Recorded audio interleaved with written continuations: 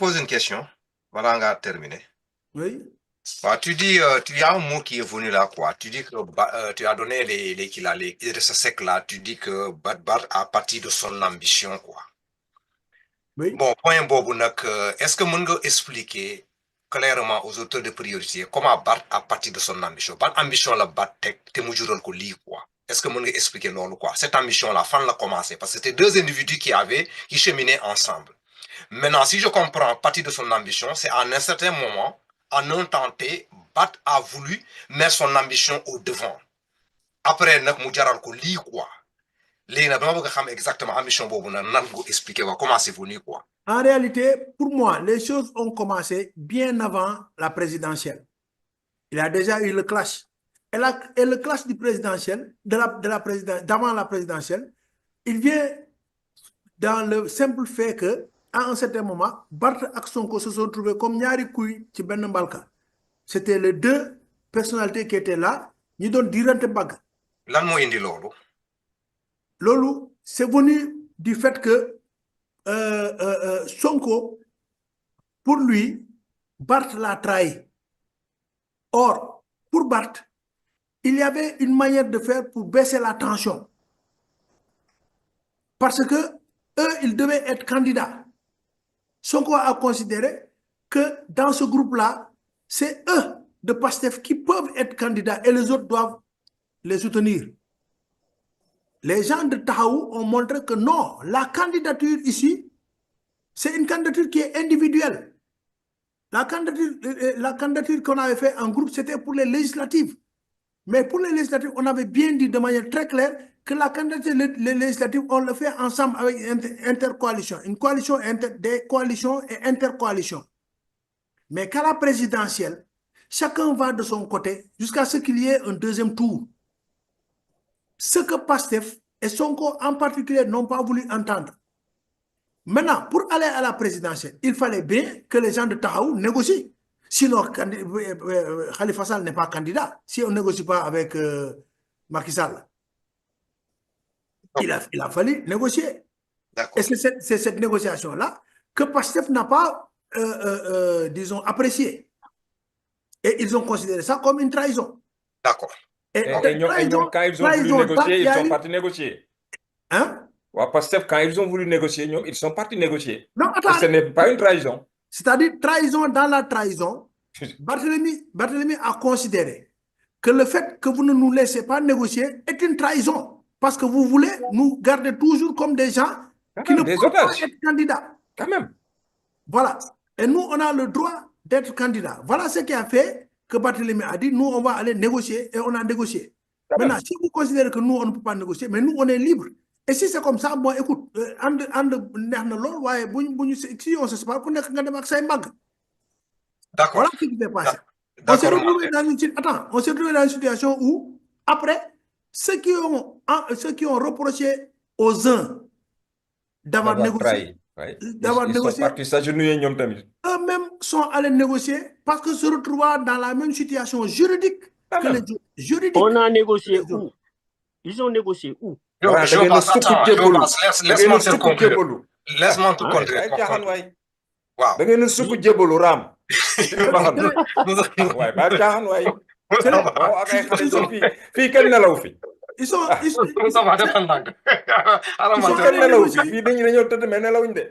allés négocier comme les autres l'ont fait. Où? Cette question-là, sa question est superfétatoire. D'accord. Parce que tu ne peux pas. Attends, parce que tu ne peux pas. Sonko et Diomaye eux-mêmes ont dit qu'ils ont négocié. D'accord. Mante reviendra sur ça, quoi. Tu as répondu à ma Voilà. Madame Moustapha. Moustapha vous déverser. Moustapha. Wow. Là, d'accord, légui nak bon xamna né tu es pressé de parler là, quoi. Légui nak je continue quoi ça développement, quoi. Non, c'est-à-dire moi li ma la waxone, c'est-à-dire je rappelle simplement ce que j'avais dit. Wallahi, il y a rien de nouveau sur le soleil. Lenn rek mo fi bëgg bess moy gaay dañuy jël ben genre. Bon, je ne voulais pas utiliser le terme, mais bon, je n'ai pas d'autre image. Dañuy bëgg utiliser lo xamné dafa haram, ñu bëgg la ko daganal. C'est juste ça, lolu mo fi bess quoi. Ils veulent te vendre la rupture mais il se comporte comme ni Ablaye donne comporter avec ses adversaires, comme ni Senghor donne comporter avec ses adversaires. Soit àndul ak man je te liquide. Voilà. Donc loolu moo am ci kaw Papi. Barthélemy leneen amu fi dara beesu fi. Maintenant, voilà, on veut nous vendre que Barth, il a trahi, il n'a trahi personne. Barth, il a de l'ambition. Un homme politique qui n'a pas d'ambition, bien bon, te dit. Barth, il a une ambition. Papi. Maintenant, il savait très bien que aussi, en prenant cette voie-là, Mais pour Mutel ce échouer, téléphone, Mutel ce téléphone. pour échouer, il allait prendre des coups. Barth n'est pas un nain politique. Il savait très bien que waa Pastef duñu ko baal lii. Ça, il le savait. Maintenant, ils ont utilisé les moyens pour le dépouiller. Comme dit Manter, ils ne voulaient pas aussi que son adversaire, voilà, son ennemi, parce que ñoom ennemi la ñu wax, am benn posture, am benn pouvoir, am benn visibilité avec lépp li nar a xew ci Dakar. Mais su boobaa aussi, sois élégant. Sois élégant. L'élégance aussi, ça fait partie de la marque des grands. Organiser les élections anticipées. Aujourd'hui, tu as le pouvoir. Tu organises des élections anticipées pour local, da ngay jël mairie Dakar de façon très propre. Nga am sa maire élu au suffrage universel, nga doxal li nga bëgg a doxal, Barthélemy dem toogi ndale. Donc, où est le problème? Mais nii ñu ko doxale nii, alors qu'on nous avait vendu que Barthélemy suñu doomu ndey la, alors qu'on nous avait vendu que Barthélemy dañ ko bëgg a jaay doole te Macky Sall duñ ko seetaan muy jaay Barthélemy doole. Lan moo fi bees ci diggante bi daf beesu fi lenn rek fi bees mooy Barthélemy àndatul ak ñoom c'est la seule nouveauté. Barthélemy àndatul ak ñoom am na ambition bëgg na ko doxal ñu ne ko doo ko fi doxal. Après bon voilà il s'est passé ce qui s'est passé. Donc voilà. Maintenant Jo nañu éviter les termes catholiques, les termes ethniques ak yooyu. Ce n'est pas très pour moi, ça n'apporte rien au débat. Très franchement. Et j'ai beaucoup aimé la réponse de Manter. Barthélemy a été un bon catholique peut-être, en ayant une confiance aveugle à une personne. Il a été peut-être un très bon catholique. Mais pour moi, tout ça, mun nañ ci dindi quoi. C'est des débats religieux, Tidjane, Mouride, catholique, Joola, Wolof, tout ça pour moi, ça n'apporte pas grand-chose au débat. D'accord. ñaari homme politique la yu àndoon dem nañ ba benn instance seetaane dugg ndox na seen diggante comme ni mu amoon ci tout le temps comme ni muy amee tout le temps ils se sont séparés maintenant ku nekk dem nga si bopp et j'ai dit encore méfiez-vous de Barthélemy. Barthélemy il a fait face à Wade, il a fait face à Macky Sall. Donc su ma nee Barthélemy mën na faire face à Sonko man gëm naa loolu. Maintenant, tu me dis que amul ben homme politique bu daanu ñëwaat peut-être, je ne suis pas préparé à la question, je n'ai pas fait beaucoup de recherches là-dessus, mais li ma xam mooy Barthélemy a fait face à Wade, Barthélemy a fait face à Macky Sall, et Wade du cuune ci politique, Macky Sall n'est pas aussi un manchot ci politique. Donc su le Barthélemy ne mun naa jàkkaarloo ak Ousmane Sonko man gëm naa ne Barthélemy mun na jàkkaarloo ak Ousmane Sonko ak Diomaye. Maintenant qu'est-ce que ça va donner in fine? On verra bien, on verra, l'avenir va le dire. Moi c'est ça que je voulais ajouter.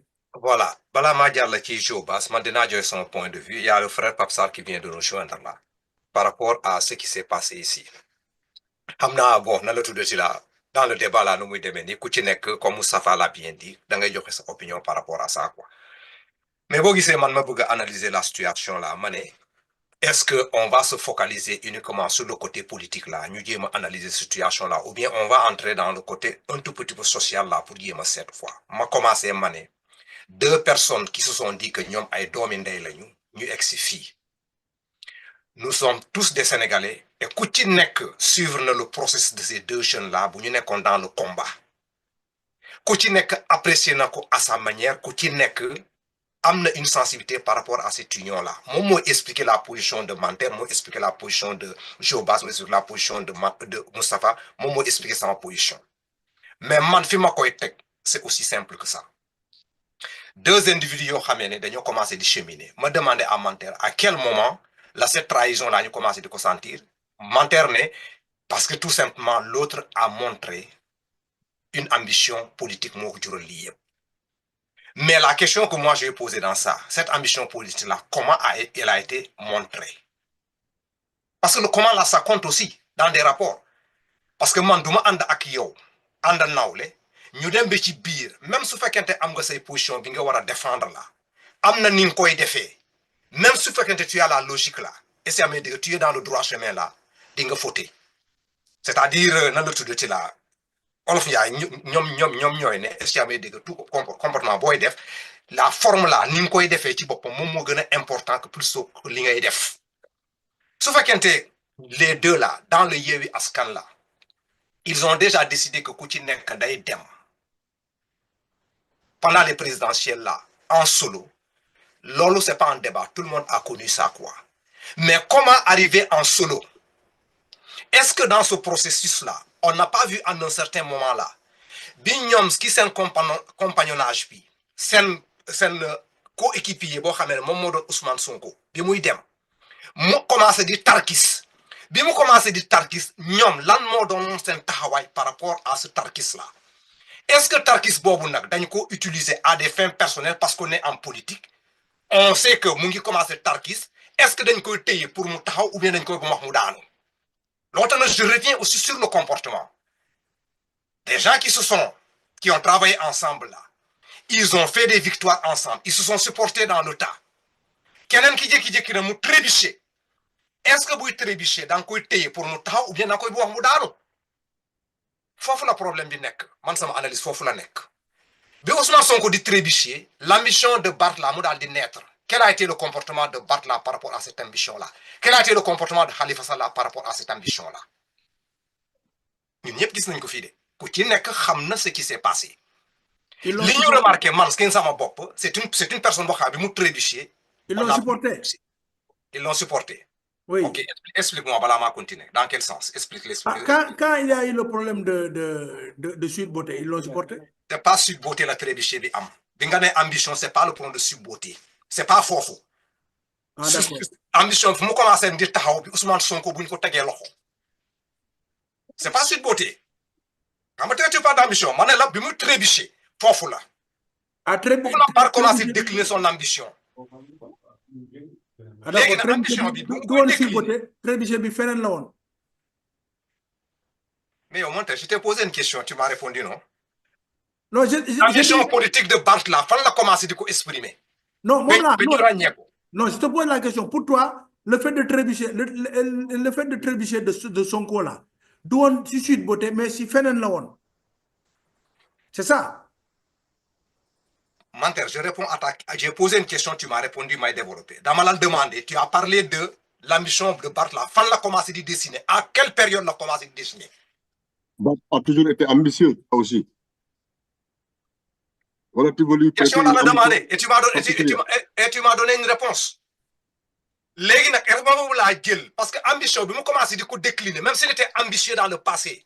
Toute personne est ambitieuse, Pape Sarr. C'est la vérité de Polichinelle. C'est pas un secret pour ça. Mais, quand on commence à manifester, c'est quand Ousmane Sonko commence à dire en prison. Non. C'est là-bas. Non. Manifestation, le dialogue là qui commence là. Non. Ça c'est toi qui veux faire ce marquage-là. Libre à toi. Mais c'est pas ça la vérité. La vérité, c'est que Barth a toujours été ambitieux. Il en a toujours voulu politiquement. Il n'y avait rien qui prédestinait Ousmane Sonko à la d'accord, je connais ça, mon développement. Parce que yen, dans une guise dans sa sous-logique, il faut déplacer le débat. Il y a beaucoup de phénomènes. Man, li may analyser, xamna fi may waxé té kenn duma dévier ci lolu. Fi may waxé c'est simple comme bonjour. Barth a été ambitieux bien que Ousmane Sonko fasse même tout ci politique. Vous me pour nous ci lolu. Ce sont des analyses pour le code fait. Est-ce que vous vous écoutez? Man waxuma lolu. Deux personnes qui s'accompagnent ñu am des accords là mu indi situation bu taxaw ni tay mom la nek di analyser. Me poser une question très simple en menteur. Mu ne me quand Barth a comment dirais-je là a manifesté son ambition là. Est-ce que me dit que ne dafa yor direction pour xalat bopam. Fofu le problème di commencer. Mais ambition bobu là et ban période la commencer? Mais yo, si je te comprends, Bakary. Ouais. moment bi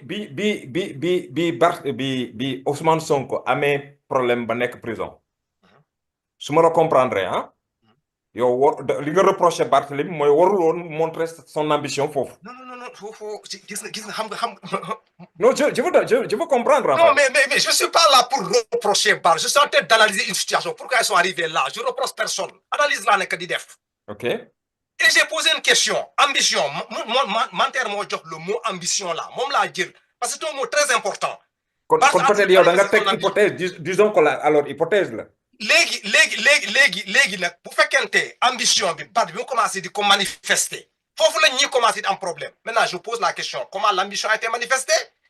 On doit s'arrêter pour savoir. Des personnes qui étaient en bon terme, Moussafa, nous dégo, nous commençons à dire nous qui est ambition monta. Ambition, est-ce que c'est interdit? C'est pas interdit. Non, c'est pas interdit. Mais effectivement, comme si c'est pas interdit, pourquoi ambition m'a créé de problèmes? Xam nga lan moy le fond du problème? Oui. Bakary, nos amis de Pastef. Ben conviction, ben compréhension lañ am ci and. Xam nga moy lan? Moy so and ak ñom, tu tais toutes tes ambitions. Da ngay top sen ginaaw. Moustapha mama sama. Parce que je crois que on peut aller de façon dispersée pour comprendre cette situation-là, quoi. C'est un peu ça que je comprends. Maintenant, dès que tu sors de ce cadre-là, voilà, évidemment, tu deviens un problème pour nous. Analyse la situation. Toi, tu es en train de parler des gens qui commentaient la coutume avec ce sentiment. Analyse. Je ne suis pas avec les passifs qui viennent dans le sentiment. Moi, ça me sentiment là par rapport à deux personnes qui sont là, qui étaient en bon terme. Nous, Juyo, nous avons ambition qui monte. Manel ambition, n'a qu'à la code fait. Je ne parle pas de ces supporters. Allez-y, peut-être, explique-nous, moi je ne sais pas. Effectivement, l'autre la bëgg expliquer. L'autre ma taxaw manel. Ambition, c'est au moment où Ousmane Sonko ñu arrêté ko. Parce que faut vraiment commencer à dire, parce que commencer à expliquer le problème de Macky Sall là, les rendez-vous ñu am, Ousmane Sonko fait un discours là, et c'est amé deug ñu gaay commenter ko comme étant discours garwalé, parce que s'est retrouvé dans ce discours là, mu daldi agité wu, mu dem bëss buñ ko téyé ki la dem def ben sortie à la émission là, c'est comme si c'est pour enfoncer Ousmane Sonko. Pour lañu gis tout ce remènage là, qui période bobu là. Non, Bakary, je ne suis pas d'accord. Ça, c'est après. Ça s'est passé après que Barthélémy ait exprimé son ambition. Dans le délai à quelle période là? C'est-à-dire que... Il y a un historien, il y a un géographe, il peut situer le contexte dans son temps. Ne prend pas le show. Quand on a pris dans le contexte, est-ce que Barthélémy il a fait 1 an bien avant Lolo ou bien il a fait dans les meilleurs délais là? C'est que Bakary, man li ma xam moy li ngay wax ni biko Barthélémy di def défendre Ousmane Sonko ci 2021 mo gënon jafé fouf li ngay wax ni le Barthélémy def. Prendre le risque de défendre Ousmane Sonko en 2021 jusqu'à présent beaucoup plus risqué que li ngay wax ni. Moustapha, jusqu'à présent, 2 personnes ont eu des contentieux. Qui n'a qu'à le départ là, le Barthélémy, et c'est on est en train de tourner autour du pot. On n'est pas en train de mettre la main sur ce qui s'est passé. Toi, explique-nous alors ce qui s'est passé. Moi, c'est comme ça que je comprends. Effectivement, moi, t'ai dit que c'est un problème d'ambition. L'ambition n'est pas interdite. Est-ce que je me dis? Mais nous avons créé un problème. Parce que vous n'acceptez pas ça. Ce gars, il n'accepte pas ça. Ah, d'accord. Faire ça, c'est trahir. Pour comprendre cette situation. Mais expliquer, situation bi man dima ko remarquer ku ci nek dal liko analyser ñun ñep on a été ici ku ci nek avec tes sentiments ak ce jugement.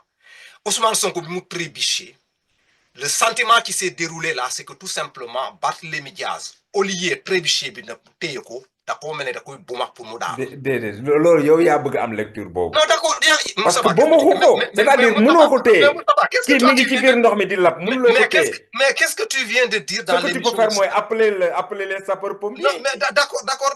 Mais do plonger ci ndox mi pour lab ak mom. Tu peux rien faire, mais si tu es un bon ami, tu peux plonger pour essayer de voir. Non, so amul so nek un Kadiorien comme moi.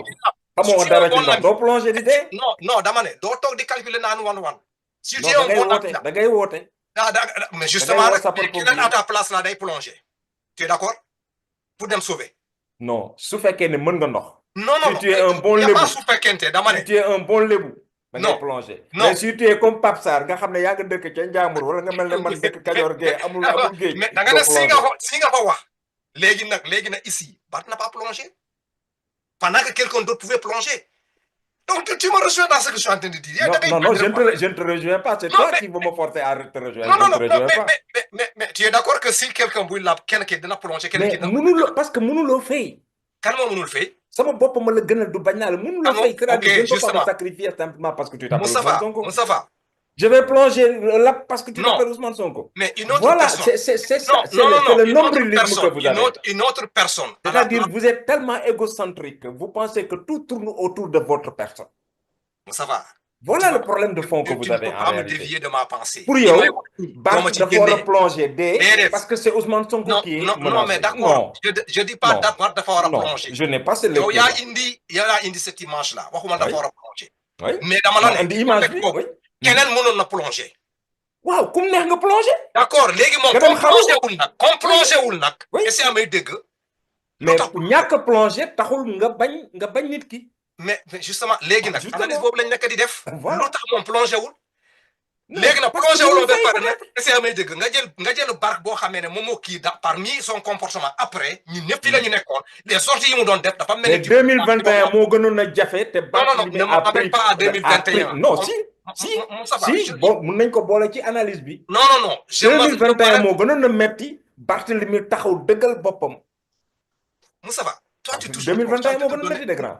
say xalaat laay jël de pour te faire comprendre nit ki dafa daanu pirogue bi daal di renversé wu est-ce que amay dégg yow nga ne doo plongé naan wala nga ne woo man la quelqu'un mën na plongé est-ce que amay dégg nga ne ma waaw léegi nag yow naan wala di nga fo ole nga woo naa na daal pirogue boobu nga jëne di ko dëpp ci kawam ci biir ndox bi Non, Barthélemy n'a pas fait ça. quels sont les comportements là bi Ousmane Sonko bu ñu ko arrêté quand quel Barthélemy n'a pas fait ça yow yaa interprété. dama ne interprétation nekku fi yow yaa interprété simplement yaa teg sa hypothèse bon voilà mais yow yaa waaw joxal Pape Sarr bokk ñu avancé. voilà non damay dem ci Jobas deuxième tour ah Pape Sarr di ñëw waaw ok kon nag nan la sudeti la sama analyse bi ci boppam la bu leen bàyyi ma kon ne parce que xam ngeen fi may jëm lan la mën ngeen toog fii non tu peux faire ta conclusion kañ yow kañ fi ne nii def nga sa analyse tu fais la conclusion simplement. waaw d'accord kon nag y a pas de problème naa jàlle ci Jobas